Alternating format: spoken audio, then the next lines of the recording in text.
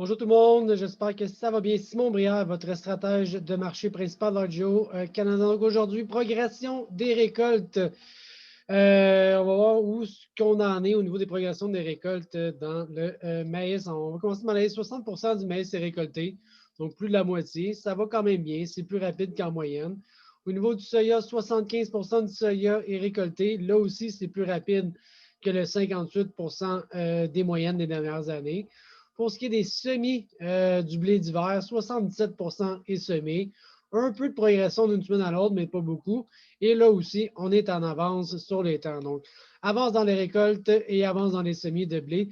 Au niveau de l'éthanol, cette semaine, un petit recul. On avait quand même eu un rebond dans les dernières semaines. Là, on est quand même en dessous de 270 millions de gallons par semaine. On est encore là, nettement en dessous des moyennes des dernières années.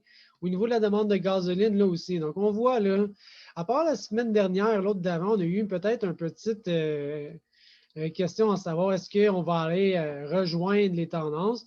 Bon, on sent qu'il y a vraiment là, quasiment là, un 10 de manque à gagner au niveau de la production d'éthanol ou même de la demande de gasoline. Les marges de transformation, mettons, au niveau de l'éthanol, donc comment je peux vendre mon éthanol versus combien j'achète mon maïs avec le facteur de conversion. Les marges aujourd'hui ne sont pas nécessairement mauvaises. Ils ont remonté beaucoup depuis le printemps. On voit qu'on est encore très loin de ce qu'on a connu dans les dernières années. Base d'exportation, assez important au niveau du Golfe. OK? Donc là, je suis à la Nouvelle-Orléans. Je ne suis pas dans le Saint-Laurent au Québec. Je suis les bases d'exportation de grains directement pour le US dans le Nouvelle-Orléans. Maïs, on a les bases d'exportation. On est à 77 cents le boisseau, plus les futurs de décembre en ce moment. Donc, c'est des bases qui sont très, très, très élevées. On est normalement aux alentours de 40 cents. Fait qu'on a peut-être 30 à 40 cents de plus. C'est énorme la différence. Donc, on est vraiment riche au niveau des bases d'exportation. C'est un signe que autant les producteurs ne vendent pas ou la force de la demande d'exportation, les bases sont très fortes dans le golfe du Mexique, à Nouvelle-Orléans. Au niveau du soya, là aussi, les bases sont très, très fortes. 89 cents par-dessus les futurs de novembre. Et habituellement, à ce temps-ci de l'année, on est beaucoup plus aux alentours de 40. Donc, les bases sont quasiment 2 fois plus élevées qu'à l'habitude et on est à l'extérieur des moyennes saisonnières. Donc, là aussi, très fort les bases. Pour le blé, on est un petit peu plus élevé que la moyenne, mais il n'y a pas de record là. Mais on voit quand même qu'il y a une tendance un peu haussière au niveau des bases sur le blé américain. Graphique, analyse technique, on a du maïs qui augmente assez steady de ce temps-ci. Les moyennes mobiles sont toujours en signal d'achat, le MACD aussi. On a des hauts qui vont être assez proches là, en ce moment, là, aux alentours de 4,20, ce qu'on a eu pour les maïs de décembre. Ça date quand même de 2019. Donc, le maïs, c'est quand même positif. Si je regarde depuis les 5 dernières années, j'ai 4,14 en ce moment.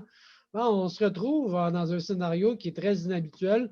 On a des prix qui ressemblent à des prix beaucoup plus de volatilité du printemps. Donc, depuis 2014, on voit que les hauts des marchés, mai, juillet, juin, juillet, mai, juin, jamais dans les dernières années, les hauts ont été comme actuellement pour l'automne, c'est-à-dire actuellement on est octobre, mais le prix continue d'augmenter. Est-ce que les hauts vont être en octobre, novembre, décembre, on verra, mais on est très, très à l'extérieur des moyennes saisonnières et l'analyse technique est quand même positive. J'ai la même chose au niveau du soya. OK? Donc, les tendances sont positives. J'ai mes signaux d'achat de moyenne mobile. Un petit peu plus d'hésitation sur mon MACD, mais encore là, les tendances sont très positives pour ce qui est des contrats. Quand je regarde l'historique des 5 dernières années, là aussi, quoique c'est moins vrai, les hausses de prix qui sont toujours au printemps ou à l'été, parce que j'en ai eu en janvier, en février, j'en ai eu en octobre l'année dernière. Donc, cette année, les hauts, pour l'instant, ça serait octobre ou peut-être novembre. On ne sait pas si ça continue d'augmenter. Mais l'analyse est assez positive. On a déjà eu des prix un peu plus élevés que ça dans les dernières années, un peu comme on le voit dans le maïs. Le blé, maintenant, même chose. Le blé, je regarde les références récolte décembre. La tendance est positive. Mes moyennes mobiles sont positives. Mon MACD signale l'achat. Donc, l'analyse technique est positive pour le blé. J'ai du blé à 6,30 et c'est meilleur que le début d'année 2019, 2018, 2017, 2016. 2015. Donc, les prix actuels, il faut revenir quasiment en 2014. Il faut revenir il y a 5-6 ans pour avoir des prix aussi élevés. C'est positif. Météo, ça devrait se staller cette semaine au niveau des récoltes. Là, on sait qu'on est en avance, mais il annonce quand même beaucoup de pluie pour les 7 prochains jours. Et même, j'ai des probabilités. En fait, il annonce de la neige, pas des probabilités. Là, à certains endroits, il risque d'avoir quand même une bonne bordée. Là.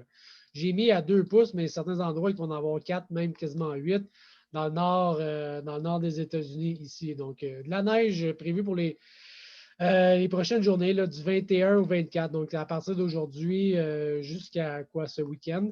Ensuite de ça, bien, ça devrait rester plus frais qu'à la normale et un mix de précipitations au sud pour les États-Unis. Au Brésil, maintenant, on annonce de la pluie enfin, je vous dirais, dans le Mato Grosso, ce qui devrait en faire en sorte que les progressions des semis devraient s'accélérer un peu, eux qui attendent la saison des pluies pour semer. On voit ici là, dans mon graphique en vert, 2020, on est nettement en retard. On a à peu près 8 à 9 du soya qui est semé, alors qu'habituellement, on devrait être au moins à 20 et en train de progresser. Donc, au moins, la pluie qui s'annonce devrait, on l'espère, favoriser les semis pour le Brésil. Alors voilà, si jamais vous avez des questions, 514-28-6888, Simon Briard, votre stratège de marché principal, RGO Canada. Donc, sur ça, bonne fin de journée, bonne soirée. Bye.